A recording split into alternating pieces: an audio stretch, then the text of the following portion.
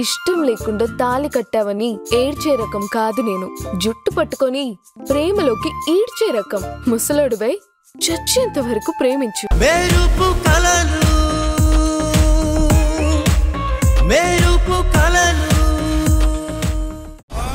అది జరిగిన తర్వాత చివరిగా దీన్ని కాశీలో గంగా నదిలో వదిలేస్తాను.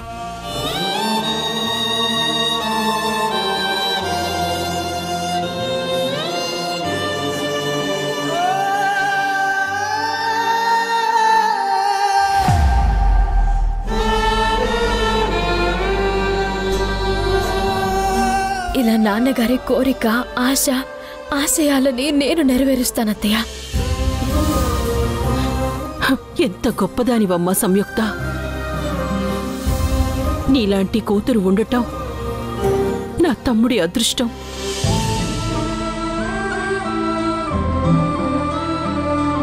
వాడు పోయాక కూడా వాడి గురించే ఆలోచిస్తున్నావు చూడు. అదే నీ గొప్పతనమమ్మా. అదేంటత్తయ్య అలా అంటారు? నాన్ననేవాడు తన బిడ్డల కోసం ఎంతలా కష్టపడతాడు. కొవ్వొత్తులా తను మండుతూ కరిగిపోతూ తన వాళ్ళ జీవితాల్లో వెలుగులు నింపుతాడు.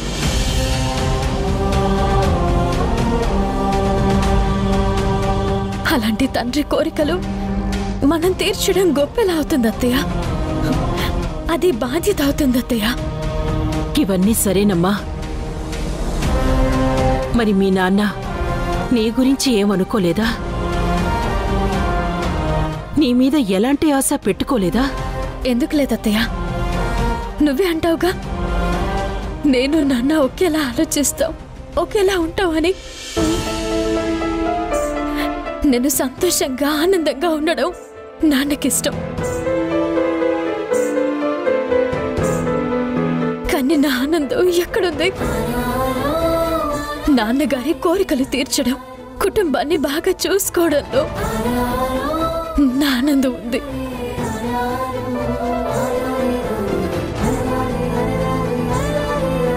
నాన్న అనుకున్నవన్నీ నెరవేర్చగలిగితే నాకంతకన్నా ఆనందం ఇంకేముంటుంది?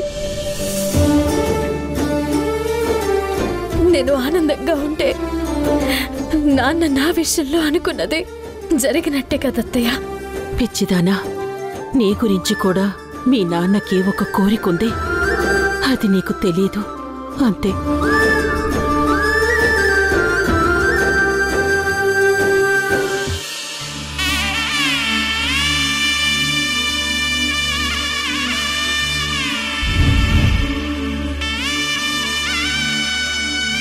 ఆగో.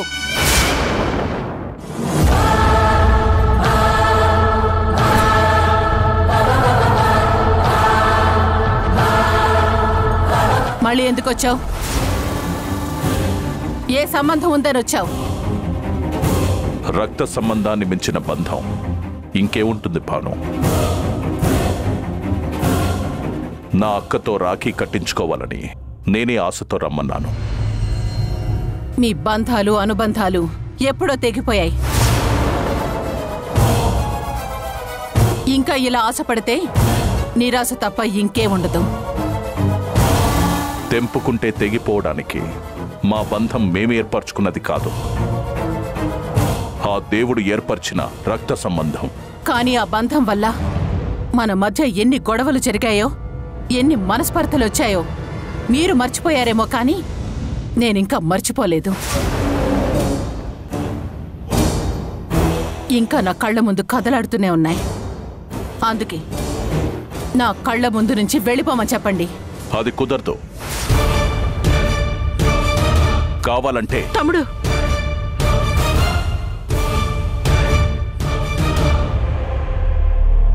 నా వల్ల మీరు గొడవ పడ్డాం నాకు చాలా బాధగా ఉంది.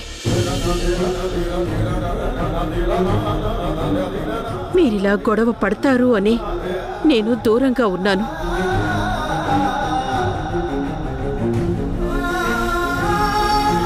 కానీ మళ్ళీ నా వల్ల మీ మధ్య గొడవలు జరుగుతాయంటే నేను బతకను. నా తమ్ముడు ఆనందంగా సంతోషంగా ఉండాలని కోరుకునే అక్క నేను.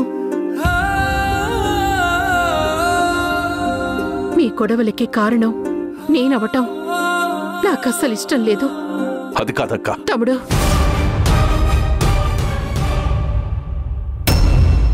ఈ విషయంలో నువ్వు ఇంకొక మాట మాట్లాడితే నా మీద ఒట్టే.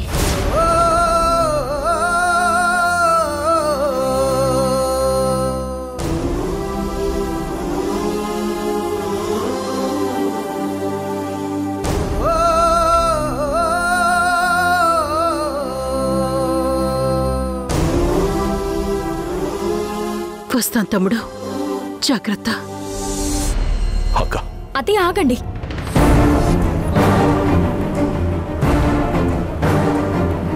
సంయుక్త, ఏం చేస్తున్నావు? అమ్మా ప్లీజ్. ఎందుకమ్మా పండగ రోజు గొడవ? ఇప్పుడేమైందని? అత్తయ్య వచ్చింది, నాన్నకి రాఖీ కడుతుంది, వెళ్ళిపోతుంది. అరగంట అర్థం చేసుకుంటే అందరికీ ఆనందంగా ఉంటుంది కదమ్మా. ఏం జరిగిందో నీకు తెలీదు. అవసరం లేదమ్మా. అపార్థాలకి కారణం తెలుసుకోవడం వల్ల ఎలాంటి ఉపయోగం ఉండదు. ఈ రోజుకి ఇలా కానివ్వమ్మా. అయినా అత్తయ్య రాఖీ కట్టి ఆశీర్వదించేది ఎందుకమ్మా? మనం బాగుండడానికే కదా.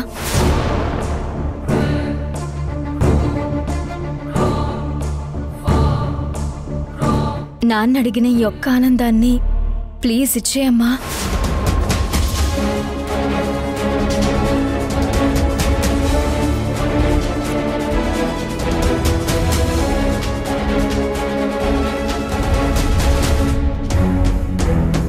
ఈ ఇంట్లో నాకు నా మాటకి విలువ లేదని బాగా అర్థమైంది.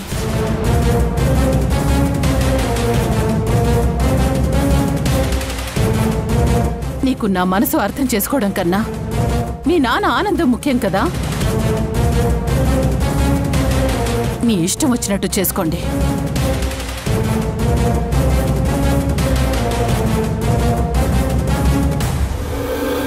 అత్తయ్య, మీరండి.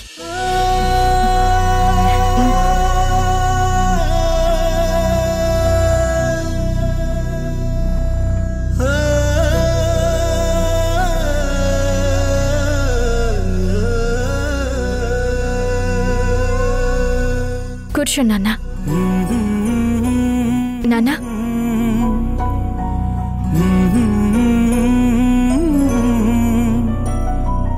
అన్నీ నువ్వేగా, నా ప్రాణం నువ్వేగా,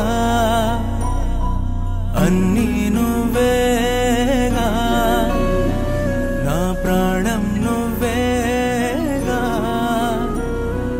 కళ్ళే నీవా, కలలే నీవా, అన్నీ నువ్వేగా, నా ప్రాణం నువ్వేగా. ఊహకు రూపంగా నువ్వొచ్చావు, గుండెల దీపంగా వెలుగిచ్చావు, నా తడియారే కన్నులకు ఆనందం తెచ్చావు. అన్నీ నువ్వేగా, నా ప్రాణం నువ్వేగా. అక్క, అత్తయ్య, ఏంటక్క ఈ కన్నీరు? కంటి నుండొచ్చిన ప్రతి నీరు కన్నీరు కాదురా. ఆనందంతో గుండెల్లో ఉన్న ప్రేమ కంటి నుండి కారుతుంది, అంతే. ఆనందం వస్తే మొహంలో చిరునవ్వు రావాలి, కానీ కంట్లో నీరు కాదక్క.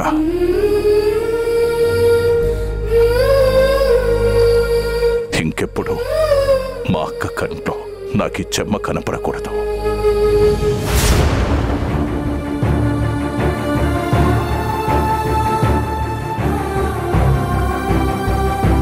సమయో, నువ్వు వెళ్ళి అత్తయ్యకి భోజనం ఏర్పాట్లు చెయ్యి. అలాగే నాన్న.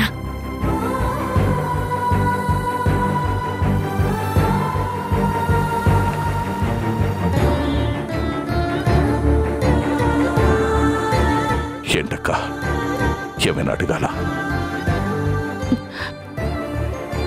ఇంత జరుగుతున్నా అది జరుగుద్దో ఏమో అని భయం ఉన్నా, ఎలా జరుగుతుందో అనే అనుమానం ఉన్నా, ఆడపడుచు హక్కుగా ఒక మాట అడగకుండా ఉండలేకపోతున్నాన్రా. ఏంటక్క అది? నా ప్రాణం ఇమ్మంటావా? నీ ఆరో ప్రాణం నీ కూతురు సంయుక్తని నా ఇంటి కోడల్ని చేస్తానని నాకు మాటివ్వు.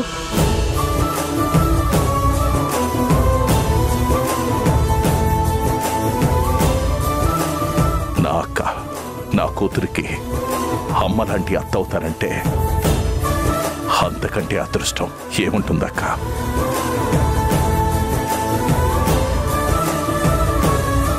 నేను మాటిస్తున్నాను.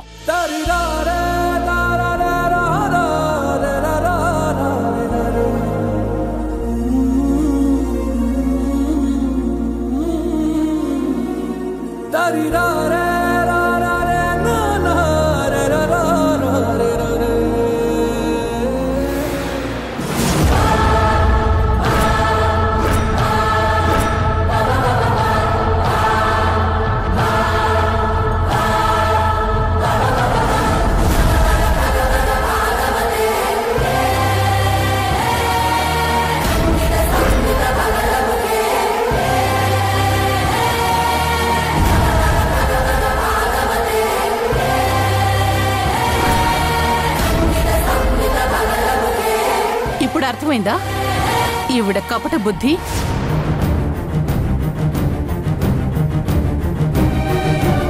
రక్త సంబంధం అంటూ ఇంటికొచ్చి పెళ్లి సంబంధం మాట్లాడుతుంది.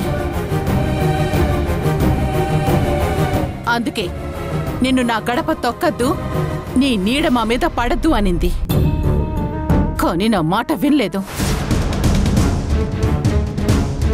ఇప్పుడు చెప్తున్నాను వినండి. ఇంకోసారి ఈ టాపిక్ గనక వస్తే ప్రాణాలు తీస్తాను లేదా ప్రాణాలు తీసుకుంటాను.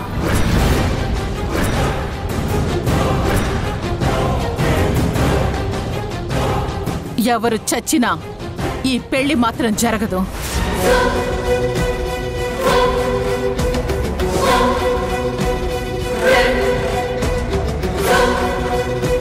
ఇంకా చూస్తావే, వెళ్ళెక్కడి నుంచి.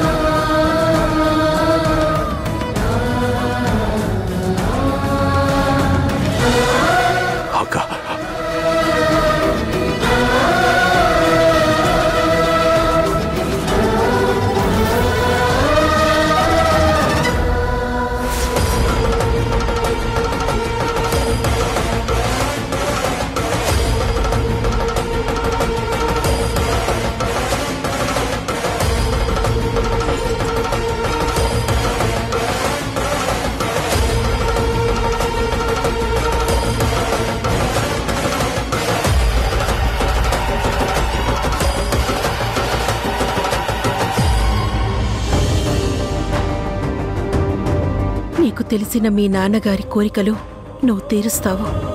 కానీ మా ఇద్దరి మాట ప్రకారం, మీ నాన్న కోరిక ప్రకారం నీకో వాసుకి పెళ్లి జరిపించి నిన్ను నా కోడలిగా తెచ్చుకోవడం నా బాధ్యత.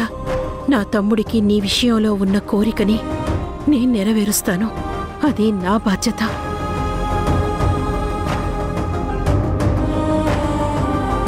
సంయు, దీపం వెలిగించి నాన్నగారికి దండం పెట్టుకోమ్మా.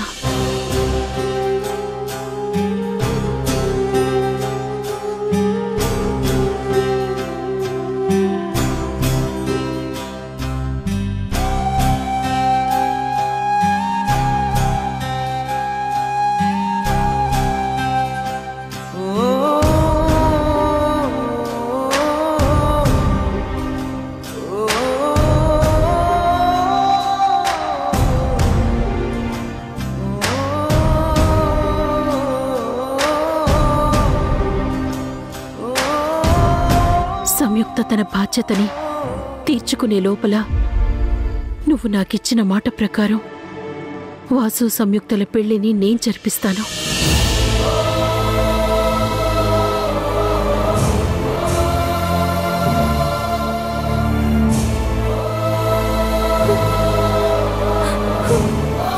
సంగీత, ఎందుకు ఏడుస్తున్నా? నువ్వు ఇలా ఏడవకూడదు. నాన్నగారికి ఇష్టం ఉండదు. అవునమ్మా, మీ నాన్నగారు తన కూతుళ్ళు ఎలా ఉన్నారు అంటూ ఎప్పుడు మిమ్మల్ని కనిపెట్టుకుని ఉంటారు. మీ అక్క అనుకున్నవన్నీ జరిగేంతవరకు మీకు తోడుగా ఉంటాడు. నువ్విలా ఏడుస్తూ ఉంటే మీ నాన్న తట్టుకుంటాడా చెప్పు?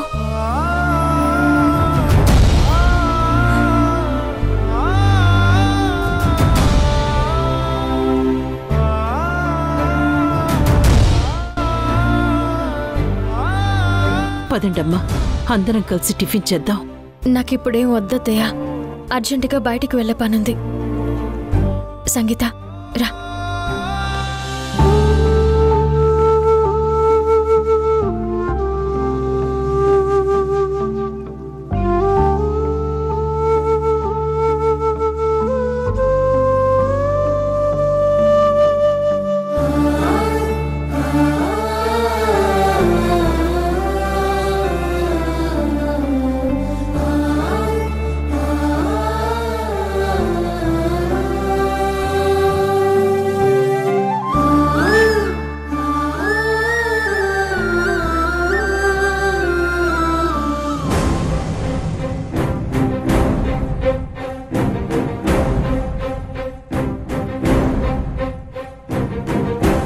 నాన్న అనుకున్న వాటిని నెరవేర్చడం నా బాధ్యత అత్తయ్య.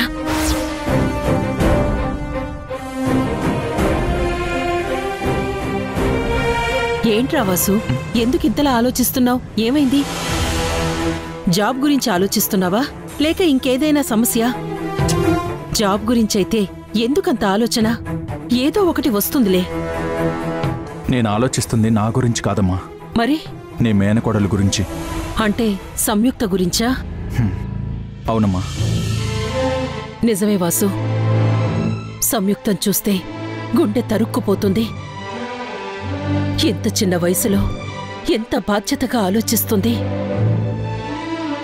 తన తండ్రి మీద పడిన నిందని పోగొట్టాలని ఎంతగానో తాపత్రయపడుతోంది. తన అక్క చెల్లెళ్ల కోసం ఎంతగానో ఆరాటపడుతోంది. తన ఆశయాల కోసం పాటుపడాలని చూస్తుంది. కాని తనని ఎవ్వరూ లెక్క చేయడం లేదు, పట్టించుకోవడం లేదు. సంగీత అంటే చిన్నపిల్ల, కాని భాను, సౌందర్యలు ఎందుకంత కోపం పెంచుకున్నారో అర్థం కావడం లేదు. తన తండ్రి ఆశయాల కోసం తను ఇంతలా తాపత్రయపడుతుంటే నీకు సపోర్టుగా నీ వెనక మేమున్నామని ప్రోత్సహించాల్సింది పోయి ఎవరికి వారే యమునా తీరే అన్నట్టు తలా ఒక దిక్కున నిలబడ్డారు. నువ్వన్నది నిజమేనమ్మా. పరిస్థితులు మన చేయి దాటిపోయినప్పుడు, మనకంటూ ఎలాంటి గుర్తింపు లేనప్పుడు, మన వెనక మన అనుకున్న వాళ్ళ సపోర్ట్ లేనప్పుడు తనెందుకమ్మా ఇంత పెద్ద నిర్ణయాలు తీసుకుని వాటికి కట్టుబడి ఉండడం కోసం కష్టపడాలి? నా కోరిక, ఆశ, ఆశయం అంటూ పిచ్చిగా ఎందుకు పరిగెట్టాలి? అది పిచ్చి కాదు వాసు, ప్రేమ, బాధ్యత. తమకు జన్మనిచ్చి గొప్పగా చూసుకునే తండ్రి అర్థాంతరంగా వెళ్లిపోయినప్పుడు ఆ తండ్రి మీద పడిన ఒక నిందని చెరిపేయాలన్న ప్రేమ, తన తండ్రి ఆశయాన్ని తీర్చాలన్న బాధ్యత. అది అర్థం కాని వాళ్లకు పిచ్చితనంలాగే అనిపిస్తుంది. కరెక్టేనమ్మా, కానీ తనకి మించిన భారాన్ని తన భుజాలపై ఎంతకాలమని మోస్తుంది? ఇంట్లో వాళ్ళెవరూ పట్టించుకున్నప్పుడు తనొక్కతే ఎంత పరిగెత్తినా ఏం ప్రయోజనం అమ్మా? ఆ విషయాన్ని తనెందుకు అర్థం చేసుకోవడం లేదు? తను కూడా ఇవేవీ పట్టించుకోకుండా అందరిలా తను ఆనందంగా ఉండొచ్చు కదా. కాని సంయుక్త అలా తన ఒక్కదాని స్వార్థం చూసుకునే మనిషి కాదురా. తన కుటుంబాన్ని తన తండ్రి కోరుకున్న విధంగా నిలబెట్టేంతవరకు తను ఇంతే పట్టుదలతో ఉంటుందిరా. కాని ఎలా అమ్మా? ఎవరి సహాయం లేకుండా తనొక్కతే ఇదంతా ఎలా చేస్తుంది? తనకు మనమున్నాం కదరా వాసు. పైగా తను చేస్తున్న ప్రయత్నాలకి తోడుగా నా తమ్ముడెప్పుడూ తన వెంటే ఉంటాడు. మనం తోడున్నామని వాళ్ళు కూడా అనుకోవాలి కదమ్మా.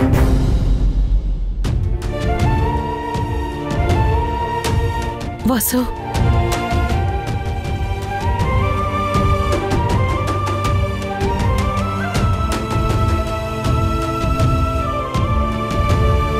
అవును, ఈ ప్రపంచంలో నాకు ఎవరు తోడున్నా లేకున్నా మా నాన్న నా వెన్నంటి ఉండి నన్ను నడిపిస్తాడు.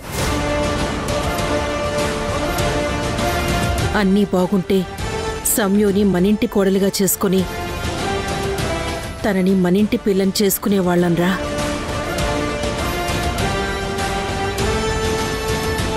సమయంలో మీ కాల్స్ ని స్వీకరించడం సాధ్యం కాలేదు. ఆ జాన్ ఫోన్ తీయడం లేదేంటి? డబ్బులు తీసుకునేటప్పుడు బానే తీసుకున్నాడు, కానీ ఇప్పుడు కనీసం ఫోన్ కాల్స్ కి కూడా రెస్పాండ్ అవ్వడం లేదు. ఛ! ఏంటమ్మా, ఎందుకంత ఇరిటేట్ అవుతున్నావు? పిచ్చెక్కుతుంది మా. ఆ జాన్ కాల్స్ లిఫ్ట్ చేయడం లేదు. ఈ ఇంట్లో ఉండి ఏం చేయాలో తెలియటం లేదు. బయట తెలిసిన ఫ్రెండ్స్ కి కాల్ చేస్తే జాన్ కంపెనీలో మోడలింగ్ క్యాంపెయిన్స్ జరుగుతున్నాయని చెప్పారు. ఇదంతా చూస్తుంటే నేను అనుకున్నది సాధించలేననిపిస్తుంది మామ్. అరే, ఇంత చిన్నదానికి ఇంతలా రియాక్ట్ అయితే ఎలా? కాస్త పేషెన్స్తో ఉండు, అన్నీ సెట్ అవుతాయి. జాన్ ఫోన్ తీయకపోతే ఏంటి? నువ్వు డైరెక్ట్గా వెళ్ళి కలువు. వాడు ఆఫీస్ అడ్రస్ నీకు తెలుసు కదా. నేను అదే అనుకుంటున్నాను మామ్. ఎప్పుడే వెళ్ళి ఆ జాన్ సంగతి ఏంటో తేల్చుకొని వస్తాను. నన్ను రమ్మంటావా? వద్దులే మామ్, నేను ఒక్కదాన్నే వెళ్తాను. సరే, కేర్ఫుల్.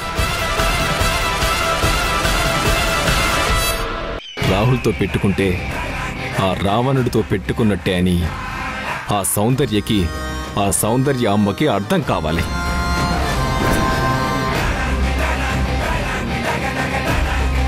వాళ్ళ బ్రతుకులు బస్టాండ్ చేస్తాను.